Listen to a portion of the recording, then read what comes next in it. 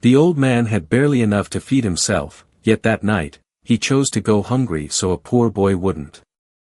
Henry Carter never considered himself a hero.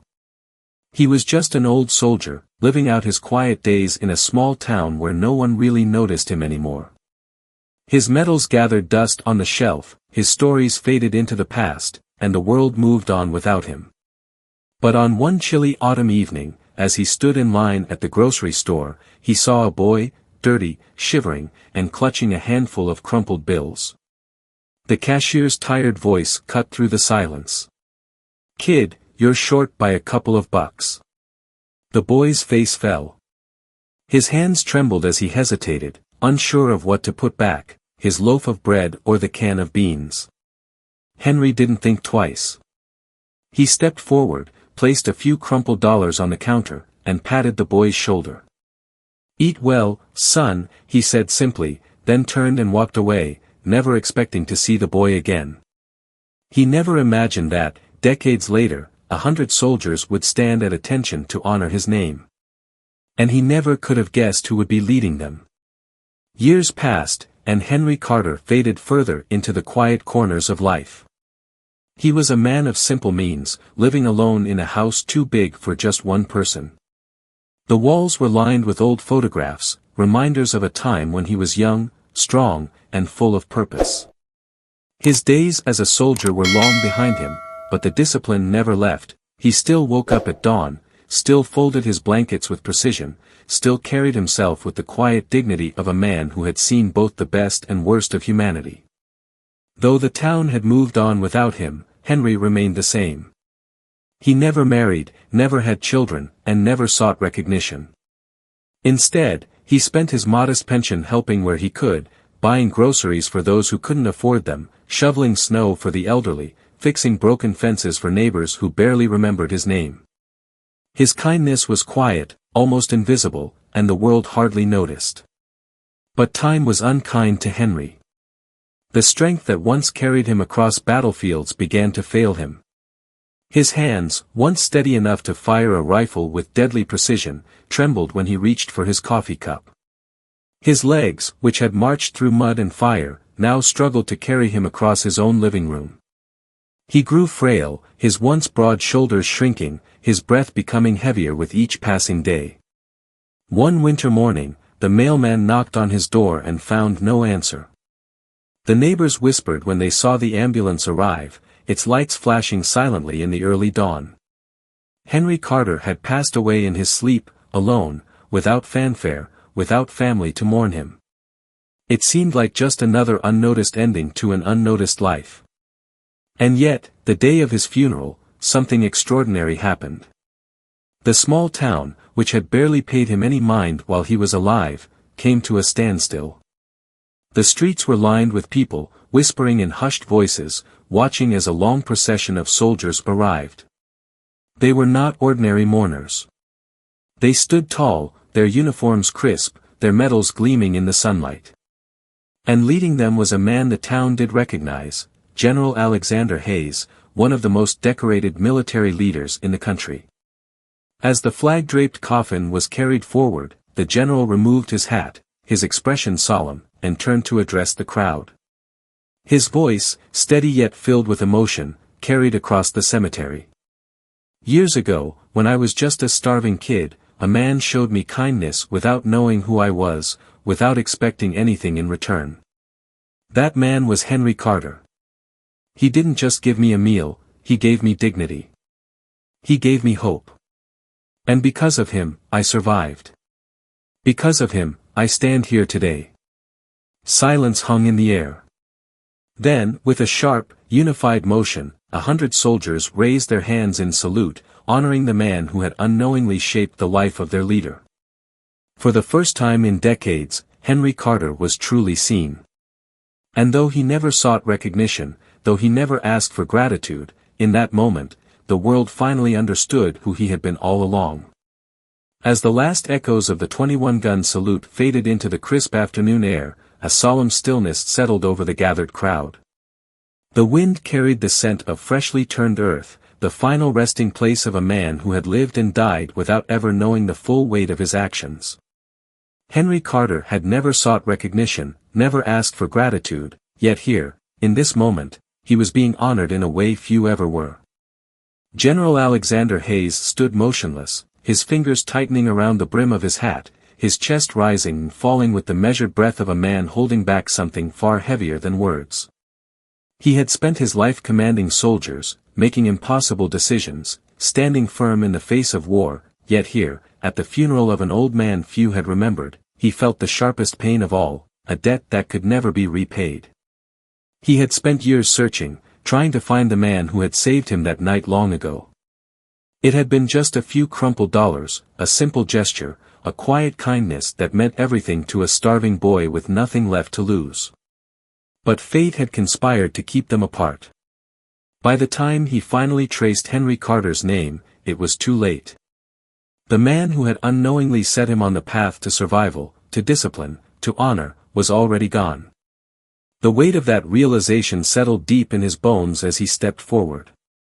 He lowered himself to one knee before the casket, reaching out with a slow, deliberate motion to place something upon it, his own Medal of Honor, the highest distinction a soldier could receive. It gleamed in the afternoon light, resting against the fabric of the flag that draped Henry's coffin, a symbol of the man he had once been, the man he had never sought to be recognized as. A hush fell over the soldiers, a reverence that went beyond duty, beyond tradition. Each of them had followed their commander into battles where life and death were decided in an instant, where courage was measured not in medals but in sacrifice. They knew what this meant. They understood that in the heart of every great leader, there was once a moment of kindness, a moment that changed everything. Alexander Hayes stood, his voice steady but thick with emotion. A man is not measured by the wealth he leaves behind, nor by the honors bestowed upon him. He is measured by the lives he touches, by the difference he makes in the world, even when no one is watching. His gaze swept over the gathered faces, his soldiers, his countrymen, the people who had once overlooked the quiet figure who had walked these very streets. Henry Carter did not live for recognition. He did not seek glory. And yet, he has changed the world more than most ever will. With that, he raised his hand in salute once more, and the 100 soldiers standing before him followed, their movements crisp, their expressions solemn. It was not just respect. It was acknowledgement. It was gratitude. It was the final honor for a man who had given without expectation, who had lived not for himself, but for the simple belief that kindness, no matter how small, could change the course of a life. As the sun dipped lower in the sky, casting golden light over the grave of Henry Carter, the world moved on. But for those who stood there that day, for those who had heard his story, he would never be forgotten. He would live on, not in statues or history books, but in the quiet acts of kindness that would ripple outward, unseen yet unshakable, just as his had once done. As the last soldier lowered his salute and silence reclaimed the cemetery, the weight of the moment lingered in the air.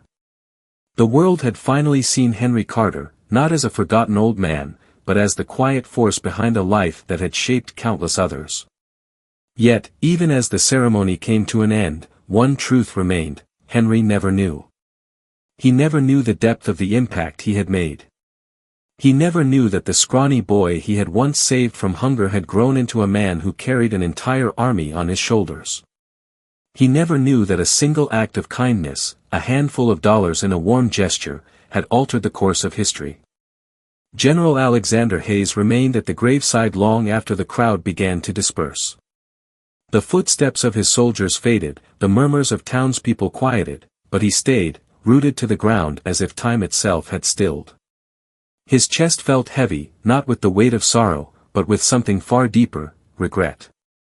Regret that he had taken so long to find Henry. Regret that he had never been able to stand before him, look him in the eye, and say the words that had been buried inside him for decades. He had rehearsed the moment so many times in his mind, imagining what he would have said if he had found the man sooner. He would have told Henry that those few dollars had bought more than just a meal, they had bought him time, had bought him the belief that maybe, just maybe, the world was not as cruel as it seemed. He would have told him that on nights when the battlefield was soaked in blood and fear threatened to consume him, he had held on to that moment as proof that there was still good in the world. He would have told him that every decision he had made, every life he had fought to protect, was in some way a tribute to that single act of kindness. But Henry Carter was gone now, and words left unspoken would remain unspoken forever. The only thing left was action. The only way to honor a man who never sought recognition was to continue his legacy, not in grand gestures, not in medals and salutes, but in the small, quiet moments where kindness could take root in the most unexpected places. As the sun cast its final golden glow over the grave, General Hayes reached into his pocket and pulled out an old, worn dollar bill. It wasn't just any bill, it was the same one he had held on to all these years, the same one he had almost handed back to Henry that night at the grocery store but had clenched tightly in his small fist instead. It had been a reminder, a talisman, a symbol of the night his life had changed. Now, it was time to let it go. He knelt and placed the bill gently atop the polished wood of the coffin, the edges frayed from time, the ink faded but still legible. Then, with a voice hoarse from emotion, he whispered the words that had been trapped inside him for a lifetime. "Thank you." The wind carried his voice away, but in his heart, he knew it had finally reached the man it was meant for. And as he stood, straightened his uniform, and took one last look at the resting place of Henry Carter, he made a vow, not just to remember, but to continue. Because kindness was never meant to end with one man. It was meant to live on, passed from one heart to another, echoing through time in ways no one could ever predict. As General Alexander Hayes turned away from the grave, he carried with him a silence that spoke louder than words. The ceremony was over, the honors given, and the town would return to its daily rhythm. But for him, this was not an ending. It was a beginning. Henry Carter had never asked for gratitude, never sought recognition, and never knew the full measure of his own impact. And yet, his kindness had rippled through time, shaping lives in ways he could never have imagined. Now, it was up to those left behind to carry that legacy forward. That night, as the general sat alone in his office, staring at the city lights outside his window, he felt the weight of something greater than duty resting on his shoulders.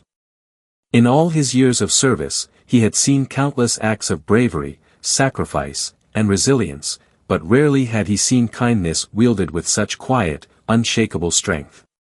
Henry Carter had not needed a battlefield to change the world. He had done it in the simplest way possible, by seeing someone who was invisible, by offering a small kindness when no one else would. And that, in the end, had made all the difference.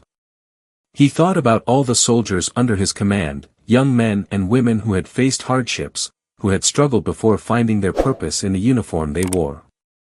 He thought about the ones who had made it and the ones who hadn't, about the ones who had needed just one person to believe in them. And then he knew what he had to do. The next morning, before the sun had fully risen, General Hayes made a call. It wasn't to the Pentagon or to a high-ranking official, but to a small foundation dedicated to helping struggling youth, kids who had nowhere to turn, kids like the boy he had once been. He didn't just write a check. He gave his time, his presence, his story. He made sure that Henry Carter's name would never be forgotten, not with statues or ceremonies, but with action. Every scholarship awarded, every mentorship offered, every young life given a second chance would be because of one man's simple act of kindness. And so, in a way neither of them had ever expected, their paths remained intertwined. Henry Carter had unknowingly saved a boy who would grow up to lead thousands. And that boy, now a man, would dedicate the rest of his life to honoring the lesson he had learned all those years ago, that the smallest kindness could be the spark that changes everything. Years passed, and the story of Henry Carter became something of a legend among the soldiers General Hayes led. Recruits would whisper about the man whose quiet generosity had altered the course of a future general's life. Some would carry dollar bills in their pockets as a reminder, a personal symbol of the unseen impact one moment of compassion could hold. And though Henry himself had long since left this world, his kindness never truly faded. It lived on in the hands that reached out to help, in the eyes that saw those who had been overlooked, in the quiet moments where someone chose to do good without expecting anything in return. Because in the end, the greatest legacy is not written in medals or monuments, but in the lives we touch without ever realizing it. This story is a powerful reminder that even the smallest act of kindness can create ripples far beyond what we can see. It's not wealth, status, or recognition that defines us, it's the lives we touch along the way. If this story moved you, share it with someone who needs to hear it. And if you believe in the power of kindness, make sure to follow for more stories that prove how one good deed can change everything.